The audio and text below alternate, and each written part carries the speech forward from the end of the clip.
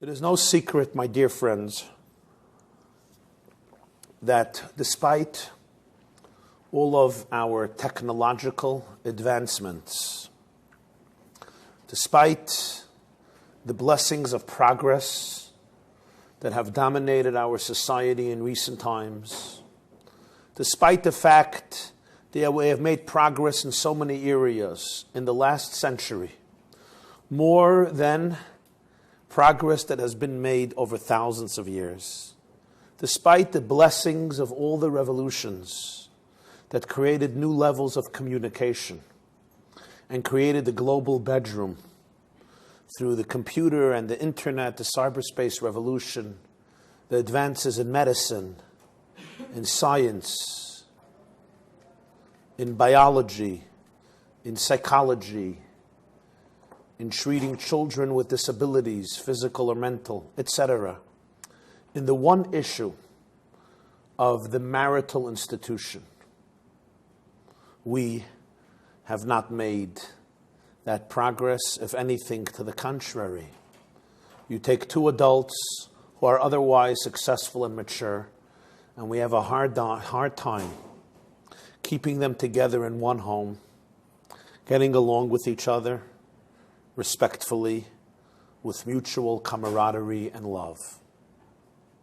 In fact, more and more, people opt for a single life. Sometimes it's due to disappointment, or due to apathy, or due to other reasons. But today, there is a need for the case of marriage. It seems like the only ones who are very passionate about getting married are gay couples. They are screaming, "We want to get married, we want to." And when we say, hey, you could still marry a woman, it's not illegal for a man and woman to marry. Over there's more apathy to marriage. It's funny, but it's not so funny.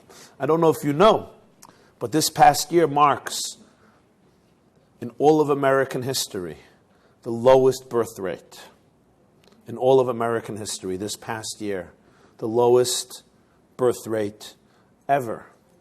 So it's about marriage, it's about having children, and the reasons are not so complicated. Marriage can be very stressful. In fact, the single greatest factor behind divorce is marriage. So if you want to eliminate all divorce, the first thing to do is don't get married. If you don't get married, it's very hard to get divorced. They tell the anecdote about the old woman who comes to a cemetery, stands in front of a tombstone, and screams, "Why did you have to die?" A young man approaches her and says, "Who died?" She can't answer. She is just overtaken by grief and emotion. "Why did you have to die?" She speaks to the tombstone. And the young man says, "Please share with me who died. Was it your husband? Was it your best friend? Was it a sibling? Was it, heaven forbid, a child?" But she can't speak. "Why did you have to die?" Finally, he says, "Just tell me who is it that died?" And she says, "My husband's first wife."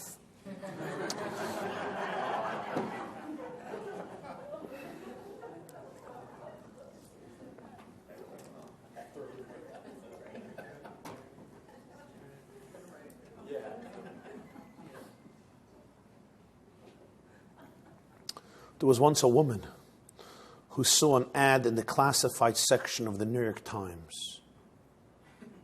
"We are looking for an expert to pick lemons, to harvest lemons."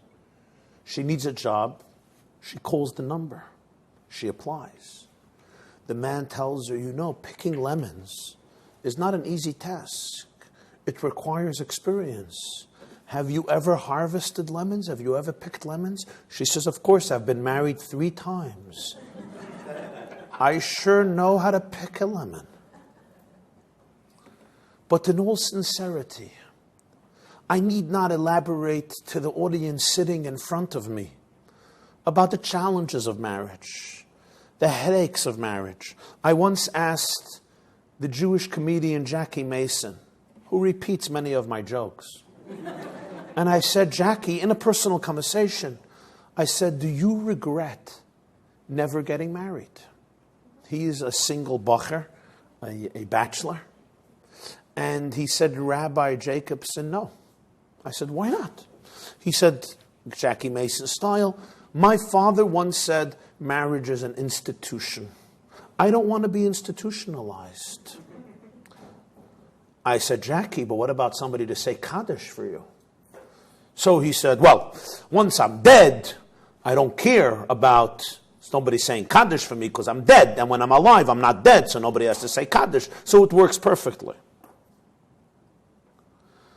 But we live in a country in which we have created a culture of divorce. And what I mean by a culture of divorce is people have always gotten divorced. I mean, Judaism allows it. The Torah discusses it in the book of Deuteronomy. There are the laws of get, of divorce. So thousands of years ago, it was always an option within the Jewish faith. Even when Christians outlawed it, in Judaism it was always an option. Yet what has happened today in the last 30 years is we don't only get divorced, we created a culture around divorce. I'm not going to say it's the in thing to do, but sometimes it feels that way. It is so rampant, it is so prevalent, it is so part of the lifestyle. Somebody told me, what's the big deal? It's like changing jobs. It's like changing homes. And then somebody once told me it's like changing suits. I'm like, whoa, that's a new one, huh? You go out and you get rid of your old suit and you put on a new suit. A guy once came to a rabbi. He says, I want to get divorced. The rabbi said, why? He says, it's very simple. I went to the store to purchase a BMW. I came home with a Buick. The rabbi told him, the problem is you were looking for a car, not for a wife. The two are very different. We live in a generation where stress in marriage is so rampant, where even people who seemingly have good marriages often struggle terribly. The amount of animosity and negative energy within so many marital situations is profound. And hence, in the statistics, 50% of first marriages end up in divorce, 63% of second marriages. That means every other wedding I attend might end in divorce. That means sometimes every other student I address in high school or college is often a child of a broken or fragmented family. Do we understand the ramifications of the fact that more than 1 million children each year in the United States of America are added to the list of broken families? What are the ramifications for the culture? There were two myths that have been propagated and have been internalized by so many good people that I think have contributed to creating this culture of divorce. Myth number one is that children are happy when parents are happy. And since you will be happier without that shmagegi, you assume that the children will also be happier without him.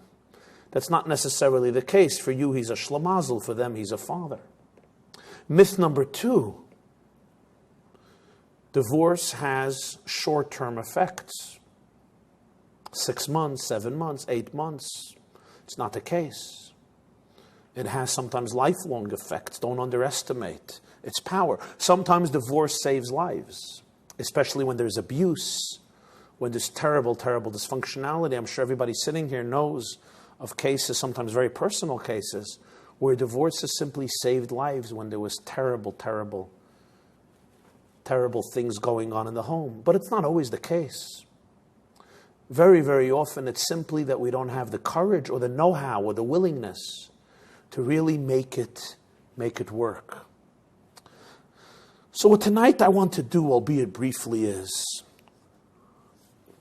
explain some perspectives and paradigms of the Torah that relate to marriage. They say that when Henry Kissinger became the Secretary of State of the U.S. Golda Meir was the Prime Minister of Israel. And she penned a message to him, and she said, Mr. Kissinger, I look forward to a very close working relationship with you. Because, of course, Henry Kissinger was a Jew, is a Jew, a German Jew, who served as the Secretary of State of the U.S. And Kissinger wrote to Golda Meir and said, I have to state to you my priorities. Number one, I am an American citizen.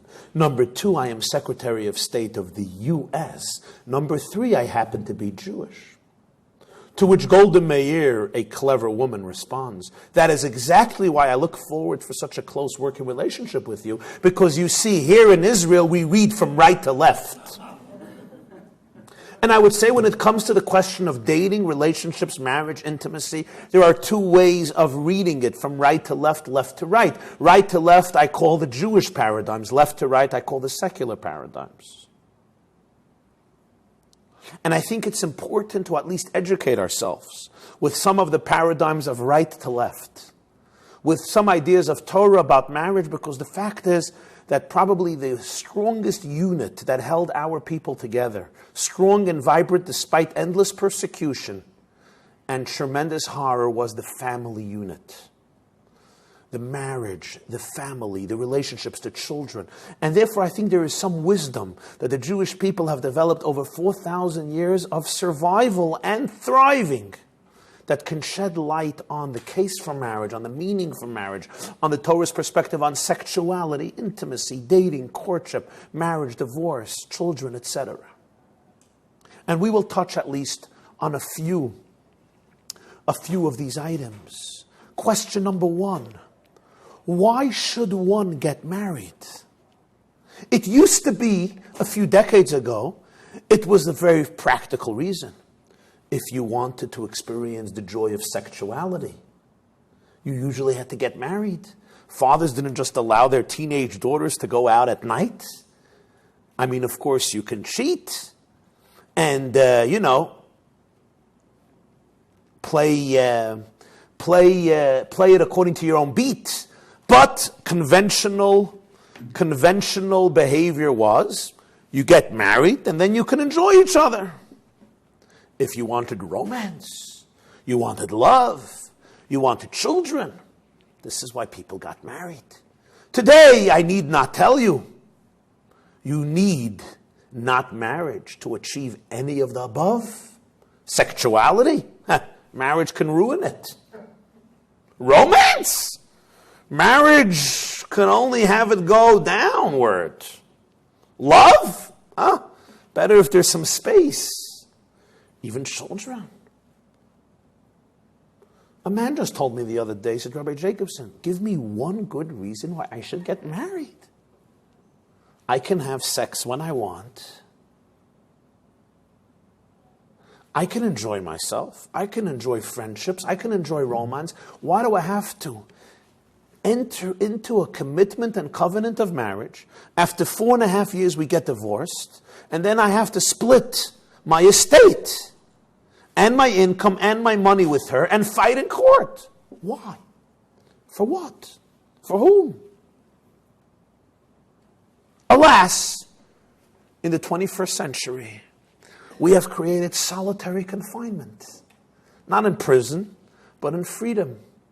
I will remain in my world, you will remain in your world, and we'll connect when we're in the mood. That's the value of dating. The value of dating is, I'm not in the mood of you, and I say, not tonight. See you tomorrow. Not tomorrow, will be the next day. I drop you off at your place. I go to my place, and all is dandy and good, and I don't have somebody preaching to me how disgusting I am, how I don't know how to run a house, what a moron I am. Marriage creates stress. Marriage creates disputations. So people ask the question, why even consider it? I mean, for a tax discount? Today there are other alternatives. You can donate to Chabad and get a tax discount too. 501c3. There's another question, and that is, even if you think you should get married, or you want to get married, especially when your mother is nudging you and saying, I don't want to die before I see a grandchild, the question is how to go about it. Some tips to make it easier, how to make it happen. So I want to address these two questions.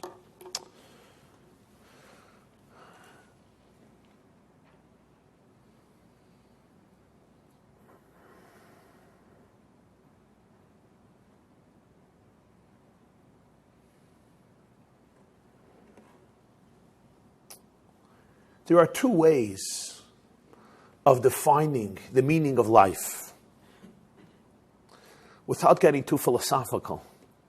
But one is, the meaning of life is ultimately, for me, to actualize my potential, to be as comfortable as I can be, to be as happy and content and successful as I can be, and to have all of my needs, realistic needs or perceived needs, met.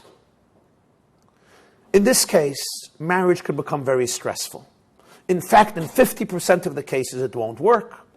If there's natural chemistry, if you're both mild-mannered people, it may work. But in 50% of the cases, people are so different. People have different idiosyncrasies. There's going to be a lot of stress, a lot of strife, a lot of struggle. In the Jewish perception, for a person to truly actualize their potential, one must transcend themselves and create space for somebody outside of themselves. Because it's only in that experience, when we truly create space for the other, that we achieve the ultimate peak and zenith of the human experience. And man was created in the image of God. Why did God create the world? God was a perfect bachelor prior to creation. Tall, handsome, rich, skinny, slim, a couple of summer homes, a private airplane, a private boat, had his own Cuban cigars, chilled out, had everything at his possession. God was the quintessential perfect bachelor. And a perfect bachelor is everything, as you know. Ask any perfect bachelor and he'll tell you. There's only one flaw in the life of the perfect bachelor, and that is, he's not married. And according to the present laws of the Supreme Court, you can't get married to yourself. That may change in the future. After all, there is an argument for getting married to yourself. We all have split personalities. We all have two souls, less fighting, etc. But at the present moment, you have to marry somebody else. You can't get married to yourself. So the perfect bachelor lacks that one quality, and that is, for marriage, you need a relationship with somebody outside of you. God was the perfect bachelor. And because there was only God, he had no relationship with anybody outside of him. So he created the world in order to get married, in order to create a relationship with otherness. And hence humanity was created. And the first thing God had to do in order to allow for that marriage, the Kabbalists say, is a very charged word. It's called tzimtzum. Tzimtzum is not a Chinese dish. It's a Kabbalistic term which means self-withdrawal, self-suspension. God had to create a void, an empty space, a vacuum, if you will, in which his infinite presence was not manifested, to allow room for you and I to experience ourselves as independent human beings and hence forge a voluntary, volitional relationship. So the objective of creation was God wanted to get married. What does it then mean? I was created in the image of God. God did not want to get married because he was missing something. Perfection lacks nothing. Why God wanted to get married was because he was not missing anything. And that was his only imperfection. His only imperfection was perfection. His only imperfection was that he was incapable of growth. He was incapable of camaraderie, of a relationship, because when you're perfect, you need nobody, you need nothing. And God chose to be in a relationship so that he can give and receive. And he made himself vulnerable. So when we say man was created in God's image, what does that mean? It means that for me to be fully human, I must give. For me to be fully human, I must suspend myself and create a space in which my ego is not present and in which I allow room for you. It's in the space that I create for thou in which I find the divine in whose image I was created. God created an empty space in order for allow us to exist. He shrunk himself. He removed himself from the scene because he wanted to give. I cannot fully experience my humanness in the image of God if my life is only about me meeting my needs. I reach my peak psychologically, emotionally, and spiritually when I enter into a space in which I don't exist and which I allow you to exist. There is no institution that demands of us that type of tzimtzum like the institution of marriage. Because friendship is ultimately on my terms. And philanthropy is on my terms. And kindness is on my terms. But when I enter into the covenant of marriage with somebody else, I am challenged day by day, week by week, month by month, year by year, to create space for thou. I have once shared with you, there's the biblical story that captures this idea wonderfully. It's the story of Jacob, who falls in love with a woman named Rachel, whose father-in-law deceives him,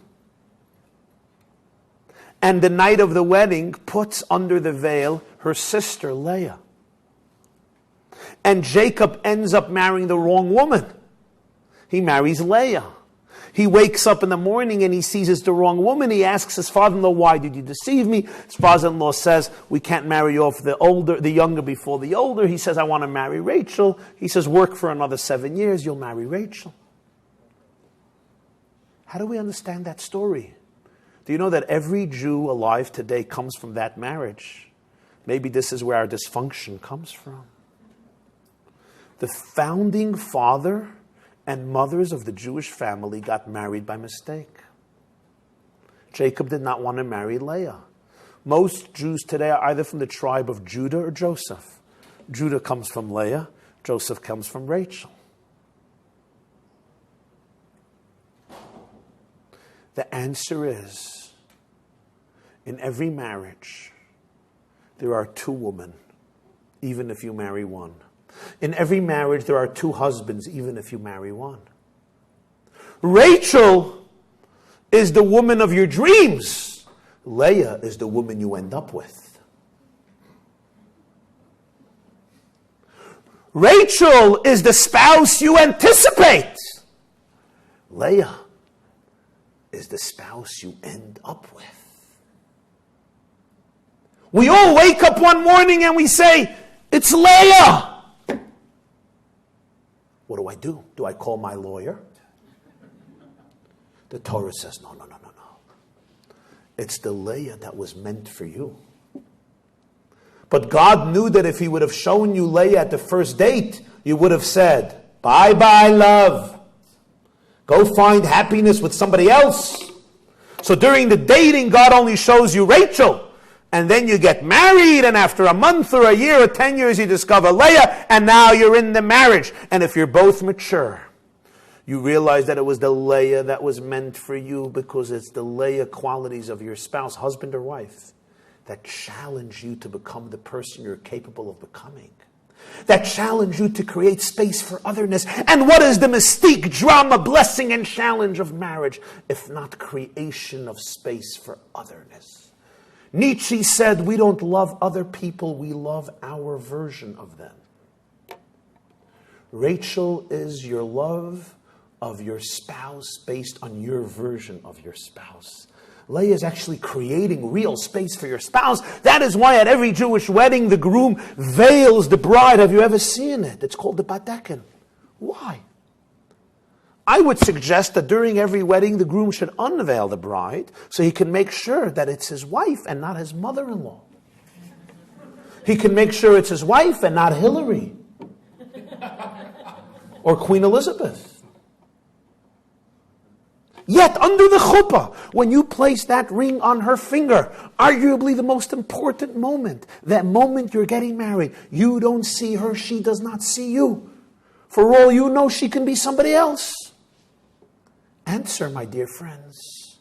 The answer is open your hearts. When I veil my bride on the wedding night, I'm giving a message. And the message is, I know that most of you I do not see. I know that even that which I see is only a tip of the iceberg. I know that there will be layers of your identity that will emerge to the surface in a year, in 5 years, in 25 years. And I am committed to love not only the part that I see presently, but also the parts that I don't see. I am creating space not only for Rachel, but also for Leah. And that is why the Kabbalists say we use a ring. A ring is a graphic image of the Tzimtzum. God's infinite light filled the entire concept of space and time. And then He withdrew His light, and the light now encircles a vacuum, an empty space in which our identity can be present. And that is the ring where the man tells the wife, I have created an empty space in my ego, where I am creating room for your identity, for your mishagasin, for your idiosyncrasies, for your insecurities, for the totality of your being, for the good, for the bad, and the ugly. The man towards the wife, and the wife towards the man. The wife towards the husband. And if I'm not ready to marry Leah, I'm not ready for marriage. If you're only ready to marry somebody who you will love based on your version of them, you're not ready for marriage. You're ready to marry yourself. Stay married to yourself. In order to marry a spouse, you have to get divorced. Which is why in the Talmud, in the order of the tractates, which tractate comes first? The tractate about divorce or the tractate about marriage? The tractate about divorce, Gittin and then Kiddushin. Ribono shel olam! First, I want the tractate that legislates marriage. Then the tractate that legislates divorce. The answer is open your hearts. If you want to get married, you first have to get divorced. You know who you have to divorce?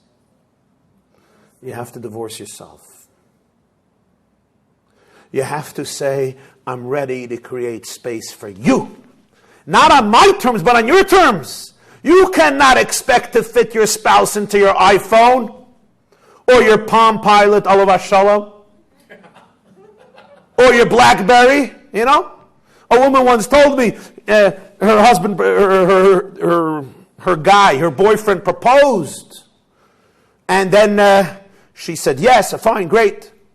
And then she said, so it was the end of the summer, August. She said, so let's get married in June. And he looked at his calendar. And he said, June is too busy. And she asked me, and I said, you know, if there are appointments that are more important than his marriage, I would be very, very cautious. If you think your marriage is going to be another appointment on your iPhone, you're not ready for a relationship. You're ready for a relationship with yourself. So go. Enjoy yourself. You're not ready for marriage. A relationship of marriage is the commitment for life to create space in the core of my being, allowing you to enter into my heart of hearts, where me becomes we. But for an M to become a W, it has to be turned inside out.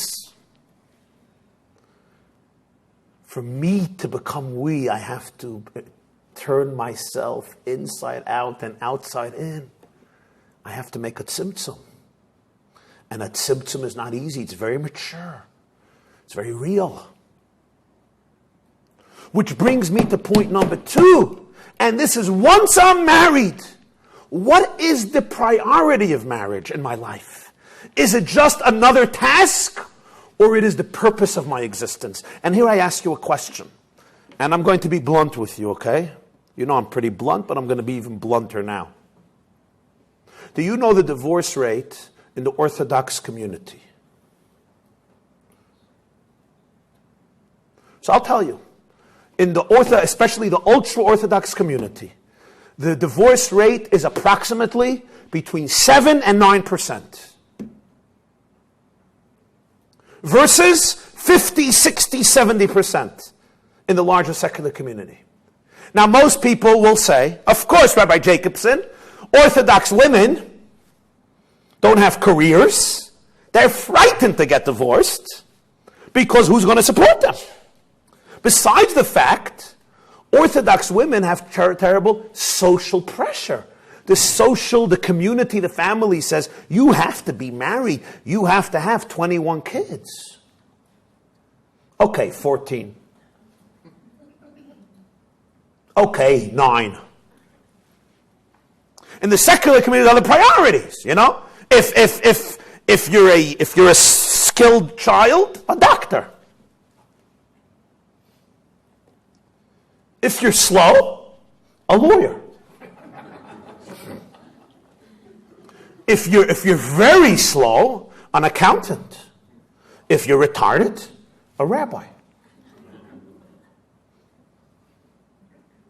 Different priorities. Of course there's no divorce. Of course divorce rate is very small. It takes tremendous courage for a husband and a wife to get divorced. In the secular community, the women are educated, they have degrees. She doesn't need him. That's why there's 50, 60% divorce. There's no social phobias about divorce. Now, I'll be pretty objective with you. I know the ultra-Orthodox community very, very well. Not only did I grow up in an ultra-Orthodox community, I spend much of my time counseling, teaching, lecturing, communicating, dealing with different types of Jews from all backgrounds and walks of life, and many, many ultra-Orthodox, even Hasidic, Shtreimel Jews. Granted, those factors exist. Many of the women don't have degrees, granted. There is a very strong emphasis on family. But if the difference would be 15%, I can acknowledge that. When you see a difference of 40% in divorce rate, any objective, serious scholar knows that just to dismiss it, because women are not all graduates of university, besides the fact that plenty of women have careers, but to blame it completely on the social dynamics in Orthodox communities is simply intellectually dishonest and untrue. Although that is a factor, no question. But that's not the reason for this great disparity. What is the reason? There are many, but I'm going to tell you two. The first thing, and this is very important to understand. How do we view the value of marriage? From a Torah perspective, marriage is not a nice, cute, important, valuable thing. Marriage is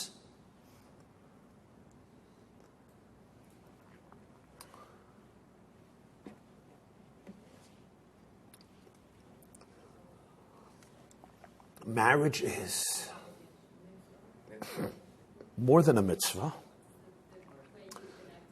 Marriage is one of the most important goals of creation. It's one of the key purposes of human creation from the Torah perspective. Because in Genesis, when God creates Adam, what does he say? Lo tov heyot adam levado. It's not good for man to be alone. Es lo ezer kenegdo. He needs marriage. So the Jew who's inspired by Torah values doesn't see marriage as a luxury or as a nuisance, although he or she has that experience as well. But above and all, they see it as a sacred goal, a divine mandate, something that's worth sacrificing for and working towards with every fiber of your being, because through that you will fulfill the purpose for which God created you. And they are educated that way. So they have that attitude towards their marriages. That's a priceless attitude. Because what that means is not that people will tolerate abuse more. Nobody should tolerate abuse. And sacrifice doesn't mean you should become a martyr in your marriage when your husband is an abusive, alcoholic, narcissistic, addictive gambler, and codependent. Torah does say there is divorce. What it does mean is that if everybody is ready to work on themselves and mature, and we all have to mature, both parties are inspired by a value that this is the quintessential priority in life, more than money, more than a career, more than climbing the ladder in Wall Street or Madison Avenue or downtown Dallas or Los Angeles. More even than other skills, which are also very, very important. Your marriage can't be the only factor in your life. You have to recognize yourself as an individual.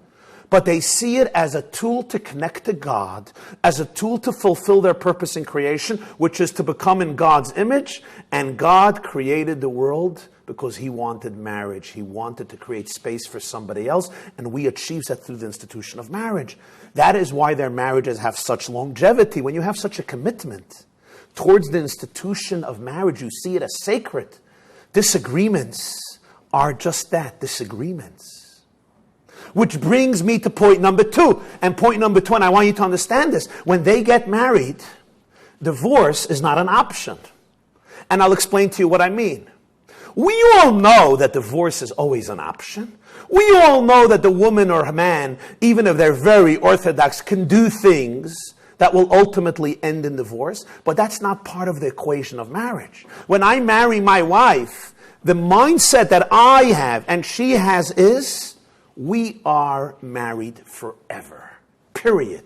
No ifs, buts, whens. If there's a crisis, we'll work it out. If there are issues, we'll work it out. We date long enough to figure out that this is a person, not who is perfect, but it's a person with whom I can work out issues and problems. Marriage is for life. You know what happens? When a woman knows that in her husband's mind, she is his eternal partner, she will trust. She will allow her heart to melt in his embrace. She will allow herself to become completely vulnerable, and that will elicit the most profound love. When there is always an exit door available, we tend to use it. If when we get married, we both know that tomorrow morning we're getting divorced, if there's any problem. If not tomorrow, next year. We will end up getting divorced because there's so many differences. And how can I really trust you? The very fact that you know we're not getting divorced allows us to create a climate of absolute trust where people can completely melt in the other person's embrace and hence experience a new level of love which will eliminate the need for divorce. And this is what many people don't realize. The very option of divorce is what creates divorce. The lack of the option is what solidifies a marriage. Point number 3 is the structure of Jewish life is very conducive for a functional relationship. For example, Shabbat. Knowing that your husband once a week at dinner will not text, will not email, will not watch TV. What a blessing. The separation known as family purity, which keeps sexuality fresh and vibrant, eliminates so many challenges and problems of taking somebody else's body for granted. Because according to Torah law, you probably know, there's the time every month during the cycle when there's no physical intimacy. So when the woman comes back from the mikveh after that period is over, it's like the night of the wedding. There's a freshness. Nobody's taken for granted. And during that time when there is physical separation, they have to work out issues verbally rather than cover it up through a good romantic experience in the bedroom. You teach your man to talk, and you know it's not easy for men to talk. We love climbing into caves and staying there.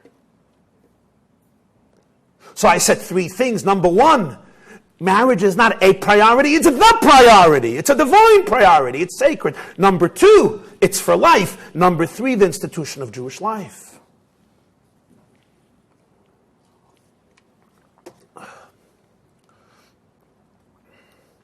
I finally make one more point, and then I open the floor for questions, objections, and your brilliant and emotional insights. And no taboos, everybody could say whatever is on their mind. And the last question is, so how do I find one? So how do I find one?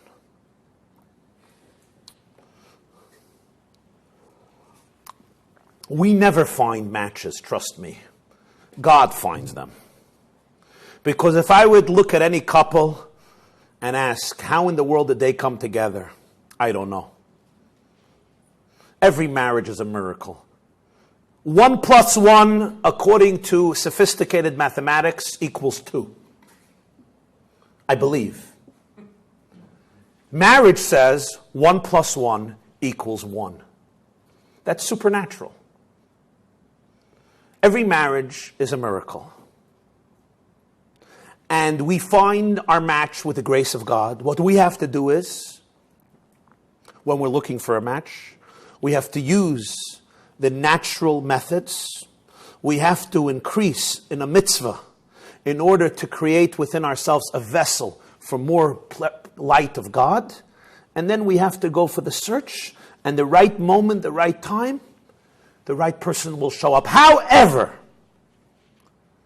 people date forever for no reason. Here is the fact. You don't need a date for longer than 6 months to know that he's not the right person or she's not the right person for you.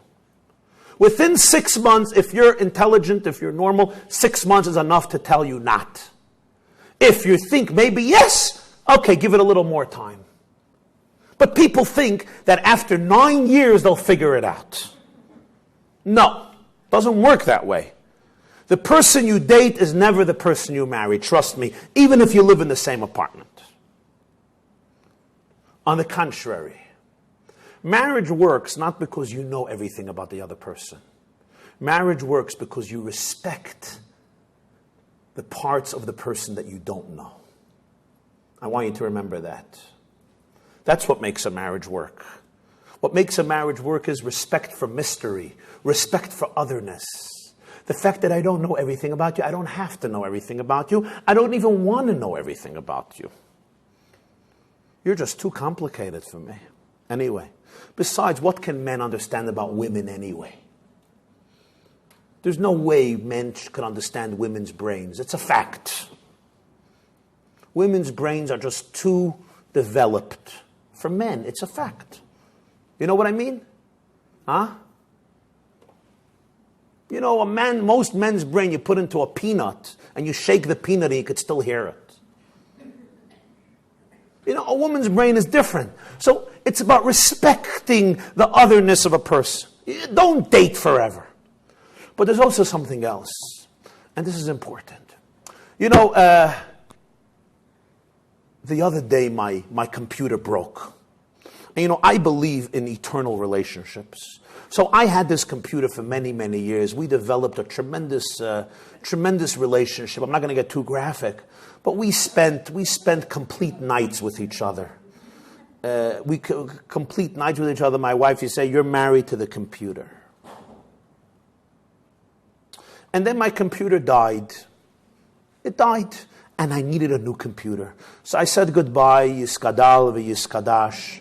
The computer has served me well, although in old age the computer became a little senile, it became farvirist, it became very slow and clumsy, and I had a lot of tsaros. But my loyalty to my computer was unique. I stuck with it, I nurtured it, I waited for it to breathe its last death, I gave it a dignified burial, and then I went to the store to find a replacement. Now, how do you find a replacement for your first love? It's not easy. It's not easy. And it wasn't easy. But you know what? I could not find that same computer. But I came out of the store with a computer. You know why? Because I needed one. And therefore, I knew that I'm going to come out of the store with a computer, even though I could not find the perfect computer. When you need a car, you're never going to find the perfect model for the perfect price, but you desperately need a car, you come out with a car. And when you need a home, you're never going to find the perfect, impeccable, flawless home, unless you live where I live in Brooklyn. But I need a home. You know what? You settle. You don't settle on essentials. Right? You know what your essentials are.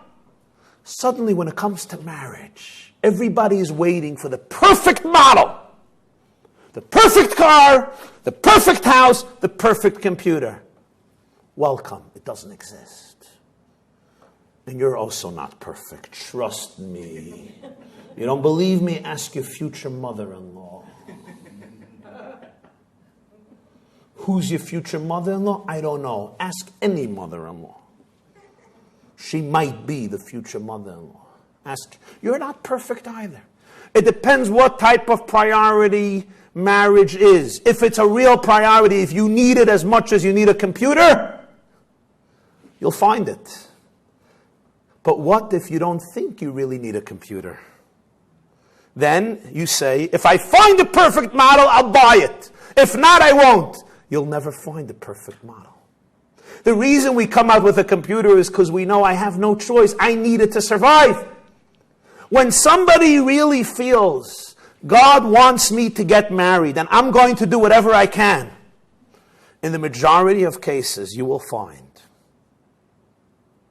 But if you say, I'm not sure, but if I find the perfect model, then you'll never find a perfect model. You'll never be able to get married. This is not about compromising your priorities. It's about knowing what are the essentials.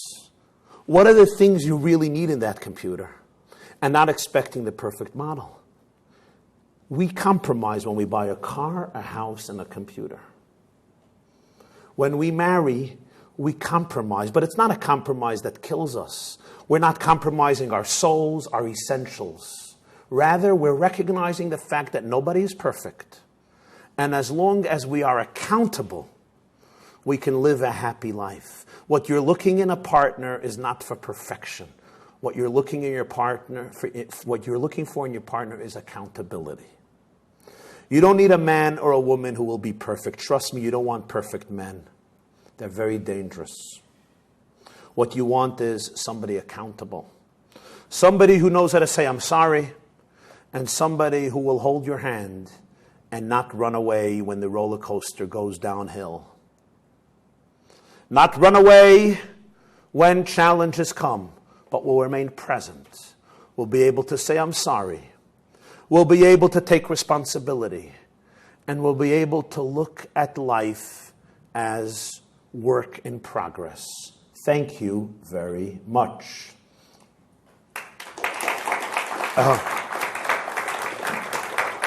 Thank you for remembering to applaud. It took you a second over there, and I was starting to doubt myself. So I understand. And with rabbis generally, I always advise communities not to applaud rabbis because they think that the people want an encore. So it's always better to play safe and just nod your head. Okay, so now let's open the floor to your questions, remarks, objections, alternate speeches, rebuttals, and comments. Please feel free to bring up anything. No taboos, and everything can be discussed. Please go ahead. Speak loud so everybody can hear. My question is, what is the Orthodox opinion on having children, number one, and number two? If a couple cannot have children biologically, is that grounds for divorce? Okay. Part one of the question. What is the Orthodox perspective on having children? The Orthodox perspective on having children is... Just go to any Orthodox house and you'll see exactly what's their perspective on having children. The Orthodox do dedicate a lot of time to study how to deal with terrorists, meaning how to deal with terrorism in the house. They cover, the truth is, but in all sincerity, I don't like using the word Orthodox because it's very divisive, but that's our discussion tomorrow. I'll say from a Torah perspective, one of the greatest blessings in life is the blessing of children. And therefore, people are usually inspired by Torah have that perspective. I mean, throughout our history, it's our love toward children, I think, that created the people that we are. It's in Yiddish, we have a lovely expression, the Yiddish Mama. You know the Yiddish Mama, the Jewish mother. There's a great song. A Yiddish Mama. You know that song? It's really a very moving tribute to the Jewish mother who doesn't just raise a family, who breathes her family, who smells where every child is for the next 80 years, who sees even 60-year-old children as still hanging out in her womb.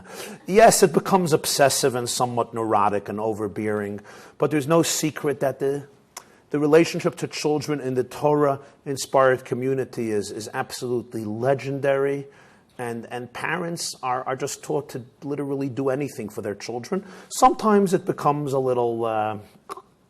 should I use the word? I don't want to use the word codependent, but sometimes, not everything is always perfectly healthy, but generally that's the attitude. Your second question was, what if a couple cannot have a biological children? Is there room, is that grounds for divorce? In a classic Jewish answer, I will tell you yes and no. And what I mean by yes and no is as follows. If they want it to be grounds for divorce, it can be grounds for divorce. If they really don't want it to be grounds for divorce, it doesn't have to be grounds for divorce. So Jewish law discusses it a lot, and there's this perspective, and ultimately it boils down, if they want a dispensation, if they want it to be grounds for divorce because one of them or both of them figure out they can have children, perhaps with somebody else, or whatever the situation is, it can become grounds for divorce, and a very peaceful and civil divorce. And it has happened. But many couples opt for another option. At this conference, they mentioned a lot the Lubavitcher Rebbe, who you probably know didn't have children and remained married for almost 60 years. And he was an Orthodox Jew. So it's really up to the couple itself, because there are different ways of navigating it within Jewish law. Yes. Any other questions? Yes.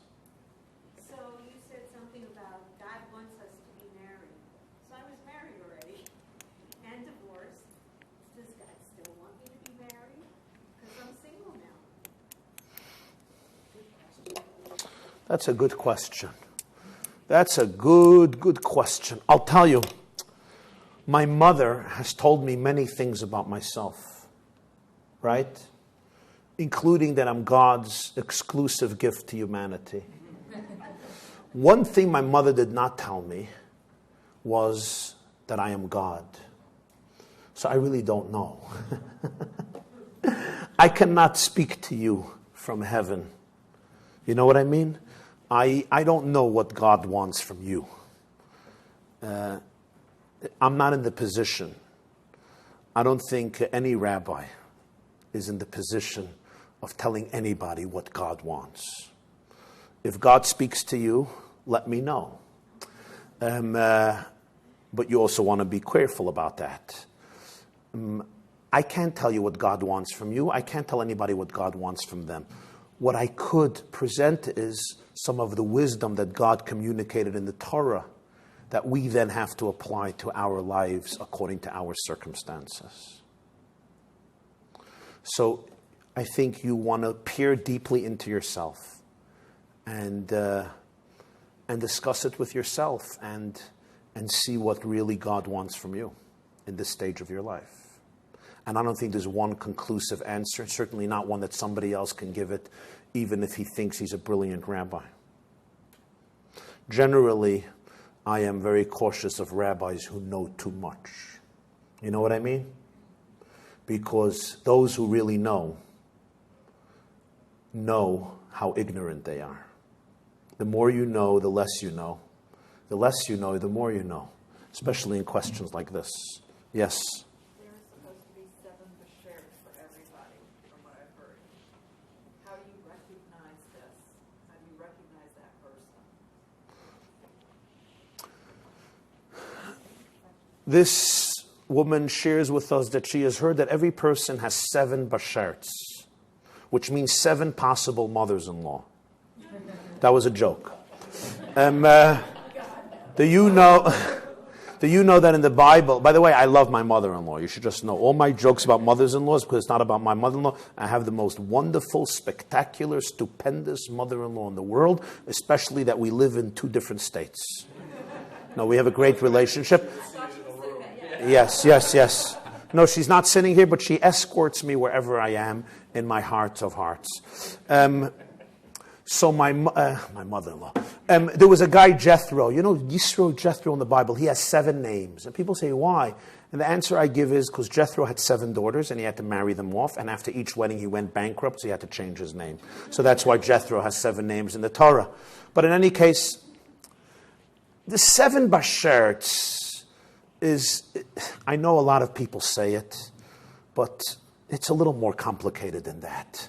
Let me give you a little bit of a more authoritative statement from the Kabbalistic texts. And that is, we have a soulmate. But that soulmate is not just one conclusive soulmate, because our soul has many different levels. And depending which level of my soul I access, that may determine who is my soulmate. Jacob has 2 names, Yaakov and Yisrael. Yaakov aspect of Jacob was married to Rachel. The Yisrael aspect of Jacob was married to Leah. So different levels and dimensions of the soul can have different soulmates. How do we know who is our soulmate? Answer. We never know who our soulmate is.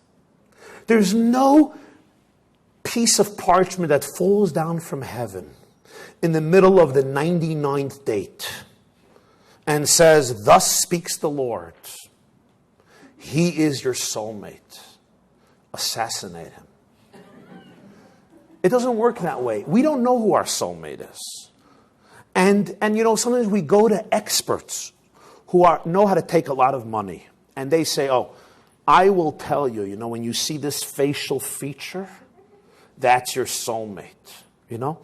And those who know don't say, those who say don't know. That's usually the case. The Jewish way is not by reading palms and looking at faces and waiting for papers to fall down from heaven and tell us who our soulmate was. But it's rather by spending time with somebody, getting to know them to the best of our ability, looking at a few things. Number 1, do we share values? Do we share similar values in life? Do we share similar priorities in life? Are we ready to sacrifice for the same ideals? Are we excited about the same goals and objectives? What are our values when it comes to raising a family? When it comes to a Jewish way of life? When it comes to questions of morality? When it comes to questions of soul, of God, of happiness, of religion, of Israel, of Judaism, of love, of giving? We want to look if the other person has integrity, if there's kindness. Most importantly, we want to make sure that when there is a challenge, when there's a disagreement, this is a person who knows how to fight without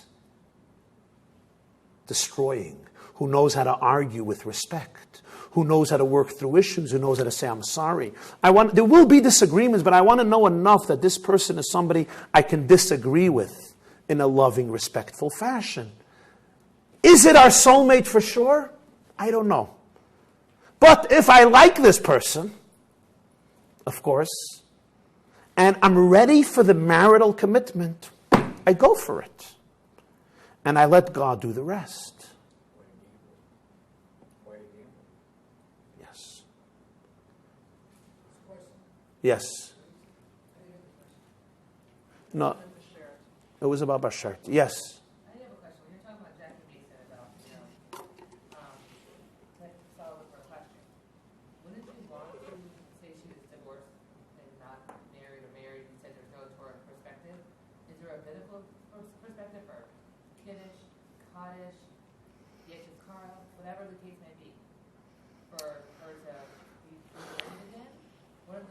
There is no Torah obligation for her to marry. If there was, I would not shy away from it. I would say the truth. I'm not one of the people who just says things to make everybody feel good at the moment and lie about Judaism. I don't do that. I say pork is non-kosher. You know what I mean? Some things are not kosher. If there was such an obligation in the Torah, like there's an obligation on the man to put on tefillin, I would say there's an obligation. Is it a wonderful thing? It's a wonderful thing. Can I tell her this is what God wants from her? I'm not in that position. I'm not God, and God never hired me to be his prophet. What should I tell you? I'm sorry. Yes. A comment from a rabbi. I read it a while ago. It made a lot of sense to me. It doesn't seem to make as much sense to some other people I've talked to about it. Maybe it was you who made the comment, but to me, and I'd like you to comment on it, because you were there, not my invention. He said something to the effect of it's much more important, or you should focus on loving the marriage more than loving the person. Rabbi Friedman? I don't remember. Yeah. I said maybe you. How do you feel? How do you feel about Listen, I get the point, but I also understand why people are uncomfortable with it.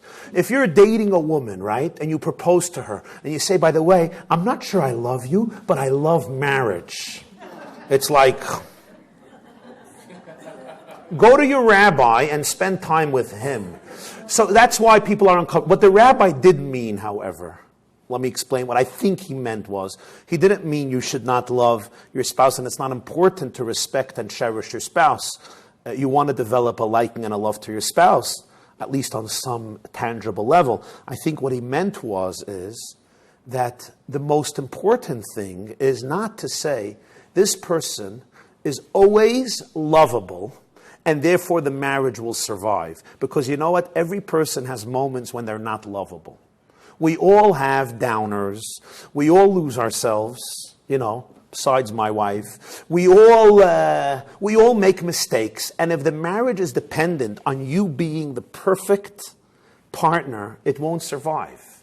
However, if we introduce this ingredient, and that is, I love the marriage unconditionally. The institution of marriage is always holy and perfect. Even if we're not living up to it, then it gives the marriage a stability. I took it as a philosophy to get you through the rough patches. Very good. So we agree. So I wasn't the rabbi who said it, but you understand why people feel uncomfortable when they don't get it. It's all sometimes about how you say it. When you say, don't love the married partner, love the marriage, it doesn't sound good. I would not repeat it. When you say, when your partner becomes somewhat unlovable, remember that the institution of marriage remains perfect. It remains holy. And that we always honor, that allows us to go through the ups and the downs. Yes?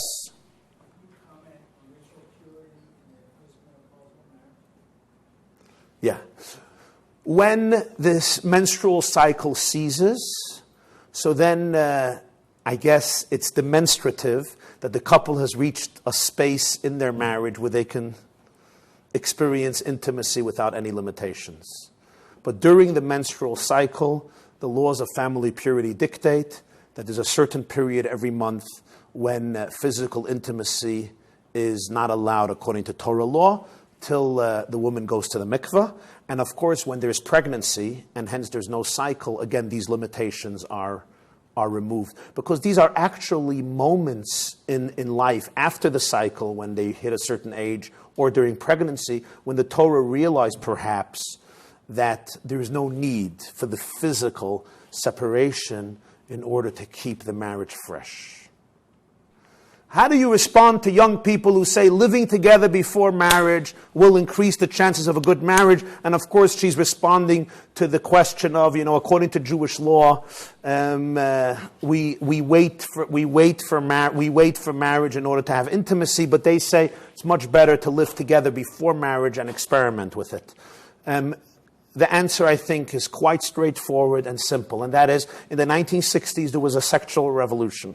Before the 1960s, even in the Christian world, even in the secular world, even in the non-Jewish world, it was not conventional for men and women, for boys and girls to have sex before marriage, even if they did it confidentially, but it was not part of the process.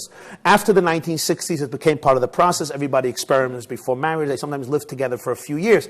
I would expect that based on the argument of these youngsters, we would see that from the 1960s and on, the quality and longevity of marriages has increased and accelerated, because after all, every couple gets to experiment for so many years before marriage. What we have observed is The exact opposite trend. Never has the institution of marriage suffered so miserably as since the 1960s. I would expect at least a 20% increase, at least a 10% increase, at least.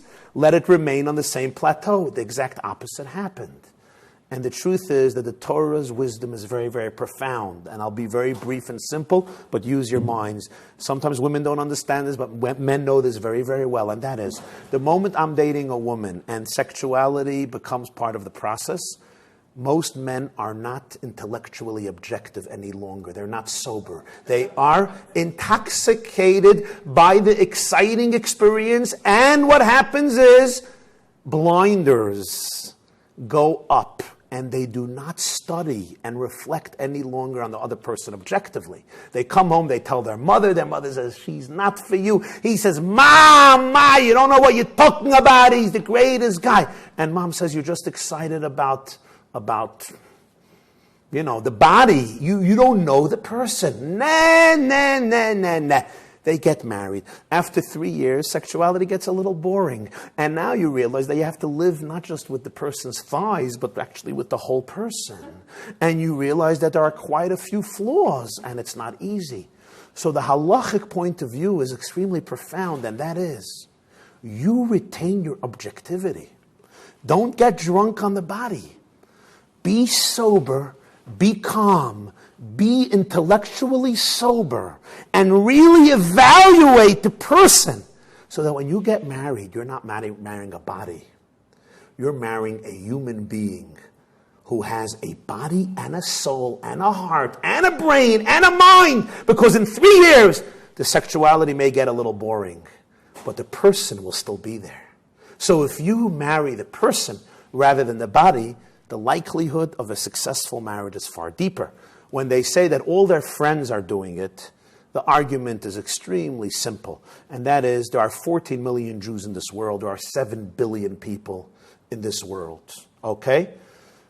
I don't mean to compare, but 70 years, if we would go according to the majority, we should have been extinct 3,500 years ago. Abraham was one man against the whole world. Right and wrong has nothing to do with what most of my friends do. What if most of them are smoking up all day? Should I also do drugs? Doesn't make sense. Kofi Annan from the UN asked a few years ago during the Second Intifada, he said, is it possible that the whole world is wrong and Israel is right? And I said, oh yes, it's possible. 70 years ago they gassed 1.5 million kids and nobody uttered a pips. Was the whole world right then too? And the Jews were wrong? Of course. I don't mean to compare, God forbid. My point is, if I'm going to start living my life based on peer pressure, what everybody does, then I have lost the taste of living a deep and authentic life, true to myself. Yes? So if everything is created by Hashem, the good and the other good, as we learned today, so possibilities, is it possible that the first marriage, even though it broke up, or that Hashem was involved in the divorce part of it, everything hasn't come from Hashem? Yes, absolutely yes. If everything comes from Hashem, why is there divorce? Divorce can happen for one of two reasons. Number one, sometimes to get married a second time to my right soulmate, I had to go through the divorce. Sometimes the divorce was a necessary step in the journey of one's life, painful and complex as it is, but it prepares somebody to reach their destination, even though it is a difficult task and challenge. However, sometimes we have to admit, sometimes people are married, they are soulmates, but they didn't put in the work, and that's why they get divorced. And that's also allowed by God, and ultimately from that too, we have to learn and rediscover ourselves in a deeper way.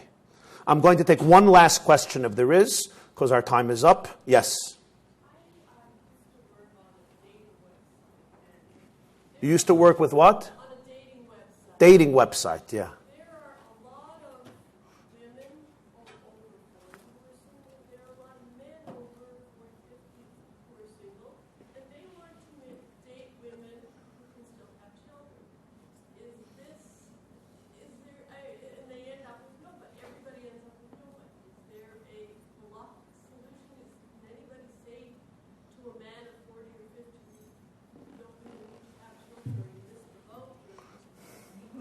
Here again, how can I say that to somebody? How can I say that to somebody? How can I say that to somebody? But we have to encourage our children and our grandchildren and teach them priorities, teach them values, teach them what is important, what is not important. Teach them what they should be ready to fight for and what they should be ready to sacrifice for. I met a couple the other day. I finished a lecture, and they came over to speak to me, and they're married for a few years already. She's 38, he's 36. I asked them if they want to have children. She said, in theory, I want to have children, but I will not think about having children till I don't rise and climb in the ladder of her particular career, because I believe that in a few years down the line, I will be in the leading management of the company, and then I will be emotionally content, and I'll be able to have children. And she's 38.